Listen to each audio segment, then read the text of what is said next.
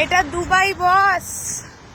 এখানে তুমি রাত 1:30টার সময় একটা মেয়ে হয়ে একা একা ঘুরতে পারবে মেন রোডের পাশ থেকে।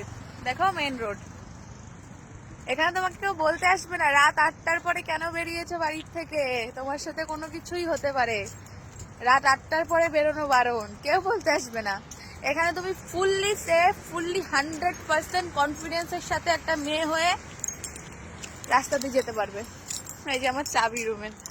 সো আমি এখন দেখো 1:30টা বাজে, আমি এখন আজকালকে আমার ছুটি আছে, তো এখন আমি ঘুমাইনি এখন আমি।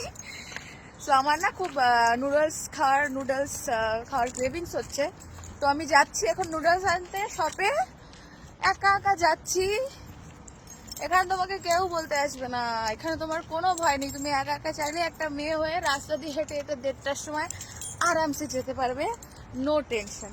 আর এখানে শুধু আমি একা না, মানে আমি একা যে যাচ্ছি এরকম না, এখানে কিন্তু মানে আরো অনেক মেয়েরা আছে যাদের ধরো 1টা অবধি ডিউটি আছে, তারা 1টার সময় ডিউটি শেষ হলো, 2টো অবধি বাড়ি পৌঁছালো একা একা, কোনো সমস্যা নেই। কোনোদিনও একবারের জন্য 1% আমার কখনো মনে হয়নি যে একটু ভয় লাগছে এত রাত্রের বেলা, কোনোদিনও না, আর কারোর হয়নি।